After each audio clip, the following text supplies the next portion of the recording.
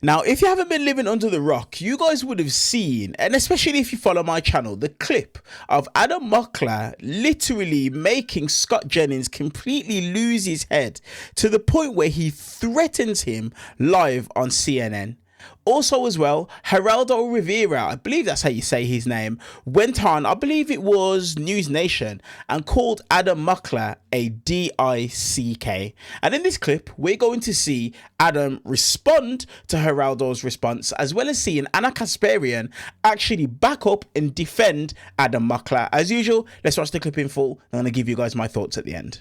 Let me bring in Adam Mockler. Welcome to Uncensored, Adam. You've obviously hit the headlines in the last few days.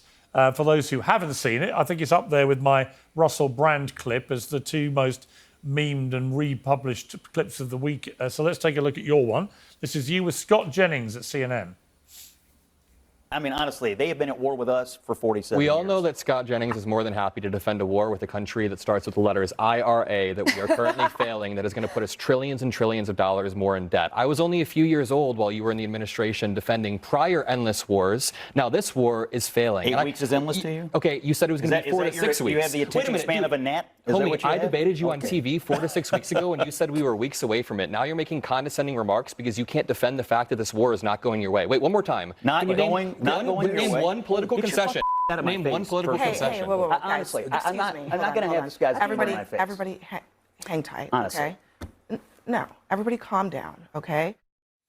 Now, as somebody who was repeatedly actually manhandled by Russell Brand, I think your manhandling was at least a little bit removed. There was daylight between your arms and Scott Jennings. But what was interesting about the exchange to me was not that he was not entitled to get annoyed with the way you were gesticulating. I probably would have done too. But I've not seen him that rattled.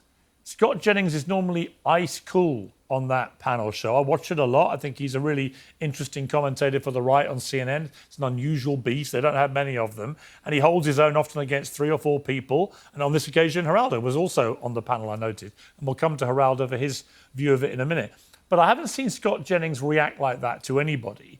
And that, to me, in the same way that I'm seeing with Donald Trump's slightly erratic and, quite angry and testy social media activity in the last few weeks, it just looks to me like people that have gone all in on this war in Iran, now it's not playing out in any way that they predicted or told everybody that it was going to play out. They're getting testy. They're getting quite angry about it, which is a natural human reaction, but is increasingly obvious. And I thought your exchange with Scott was indicative of that. What did you think?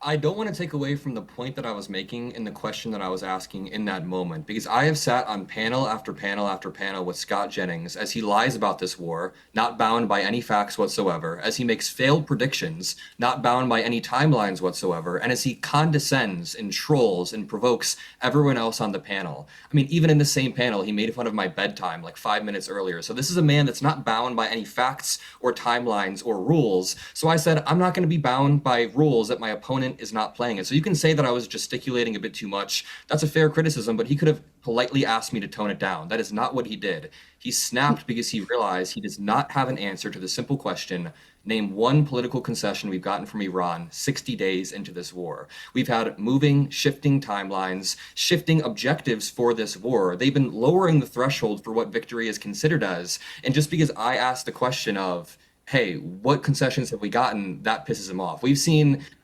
billions of dollars spent. We saw dozens of people, thousands of people in Iran have died, tens of thousands, but we saw over a dozen U.S. soldiers die. So I'm going to continue to ask this very same question. What political concessions have we gotten from Iran 60 days into this war? The answer is absolutely none, and he knows the answer is none. That's why he freaked out. Yeah, I think it's a perfectly reasonable... Don't apologize. No, don't apologize for your I don't think you shouldn't be apologising. No, I mean, let me bring Geraldo in firstly, because Geraldo, you were on the panel. I want to play your reaction on News Nation to what you saw on that panel. The kid was a dick. I mean, he really smart, eloquent, had his argument together, had obviously debated Scott before, and he was really being a dick. I mean, it was shut up, go out and get some life experience. How many different...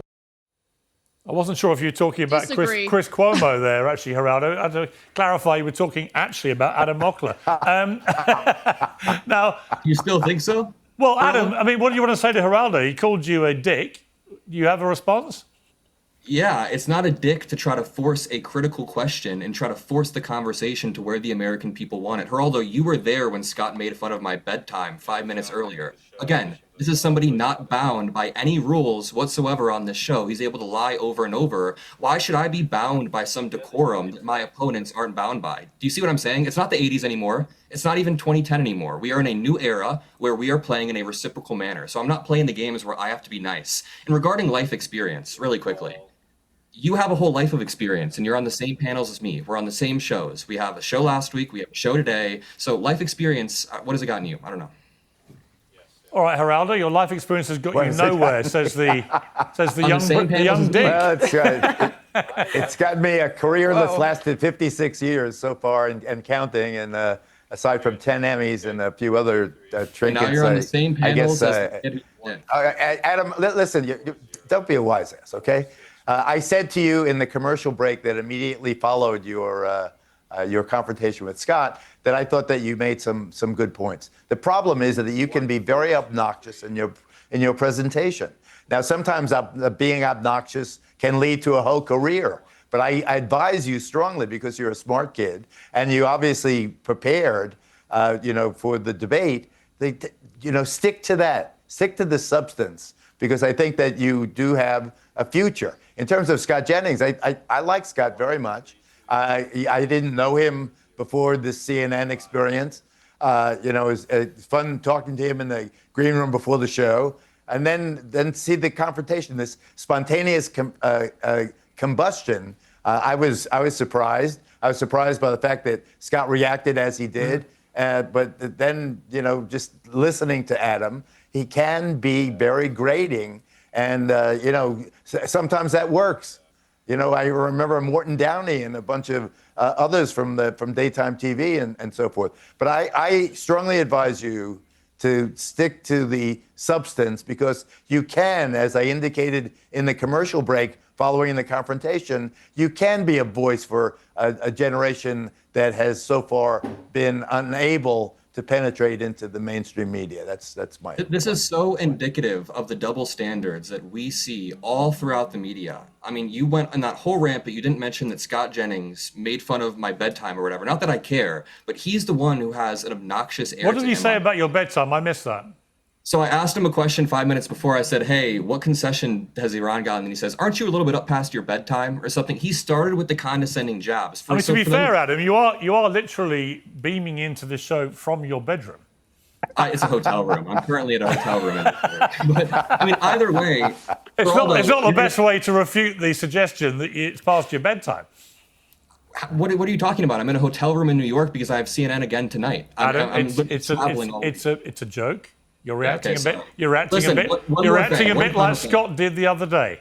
So take a chill pill. You happen to have a bed behind you as you're refuting the charge that it's past your bedtime. I'm just making a joke. It's a good joke. One final thing. I'm 23. Maybe my youthful arrogance will drop with time, but there's no excuse for Scott Jennings to be on air all the time, making remarks at everybody else. And then the moment somebody gives it back, he can dish it, but he can't take it. The moment somebody tries to force the question, what political concession have we gotten from Iran? He gets worked up. So yeah. Well, okay. I don't know Scott Jennings at all. I never met him. I think he's a very effective communicator on a network, CNN, that when I was there was very, very, very cautious about revealing any kind of partisan bias, but now has a panel show where quite often on that show they have 4 on one side and Scott Jennings. So I actually feel like he puts up a pretty good fight, given he's often heavily outnumbered. But Anna, on a sort of slightly wider point here, it's very interesting to me. I just interviewed Megyn Kelly for 20 minutes at the start of this show. And I could have been talking to you about some of these issues, right? Same with Tucker Carlson. A lot of you have blended now into a weird family of people who have a lot of agreement about a lot of things. Iran, the influence of Israel, Donald Trump and his mistake, as you see it, and so on. Did you think a time would come when you would be siding rhetorically on these big, big issues with so many who are on the conservative right? And what does that tell you about the state of the conservative right when you've got people like Mark. So I just want to go ahead and leave it there. Like I said, I'll leave a link to the full exchange so you guys can watch this if you want to. But that, for me, was such a frustrating watch. Let's first and foremost start with Geraldo Rivera. Like Adam said, not once did Scott say anything. Did Geraldo say anything about Scott Jennings? Scott Jennings is the most condescending dick that there has ever been. Without a shadow of a doubt, we see it night in, night out when he's on CNN. But Geraldo has absolutely nothing to say about it. And the fact that Adam's point went straight over Geraldo's head, like Adam made such a good, solid point. He said, listen, you've been doing what you've been doing for however long. Where has that got you? On the exact same panels that it is that I'm sitting on. You know, Geraldo wants to talk about, I've got 10 Emmys, he's got this, that. Listen, that's old school. Adam Mockler is the voice right now with over 2 million, coming up to or either over 2 million YouTube subscribers, hundreds of millions of views each and every single month on his YouTube channel. So many hits across all of his social media platforms, a voice that has so much reach. And it's funny because neither Scott nor Geraldo have answered the question that it is that Adam put across. They can't answer the question. And the reason why they can't answer the question is because Adam has them by the balls. Excuse my French, but he does. They cannot answer the question, what concessions has the United States got from the war with Iran? Absolutely nothing. There's been no positives here. None. If you want to turn around and say that it is that the regime has been taken out, okay, but the new regime has come in, and guess what? They're even worse than the previous one. So Adam's point is 100% right, and nobody can debate it. They can't argue with it. That's the reason as to why they have to sit here and try and demean and downplay Adam Mockler because of the fact he's young. And then secondly, Piers Morgan. Honestly, the guy is such a cook for MAGA. It's absolutely embarrassing. He knows exactly what it is that he's doing. He knows it. Calm down. What does it mean, calm down? He's trying to do the exact same thing that it is that Geraldo was doing, as well as Scott Jennings. And the maddest part about it is this: Adam Mockler puts across more facts, more statistics in his arguments, and more better arguments than any of these guys combined. These guys are just Donald Trump fanboys, MAGA fanboys, who just love the idea of Donald Trump loving them off. That's what it is. It's honestly embarrassing. Let me know your guys' thoughts on this exchange down in the comment section below. And while you guys are down there, do the usual things, guys. Do the usual things. Subscribe, give the video a thumbs up, and hype the video up too. But honestly, it's the question that nobody on the right can answer. What political concessions has America gotten from Iran after 60 plus days of war, billions of dollars spent, and X amount of soldiers killed? Zero. That's the answer. Scott Jennings knows it, Geraldo Rivera knows it, and Piers Morgan knows it. And that is the reason why Scott Jennings snapped. And that's exactly the reason why Geraldo, Piers, these guys are showing their double standard in real time. Adam Mockler is new media. Geraldo Rivera is old media. 56 years, 10 Emmys, calling a 23-year-old a dick. And the 23-year-old doesn't flinch at all. He stands straight and he poses the question to him that he can't answer. There's a generational shift happening in real time when it comes to media. And new voices aren't waiting for permission from old heads like Geraldo Rivera and Piers Morgan. Let me know your guys' thoughts down in the comment section below. See you guys in the next one.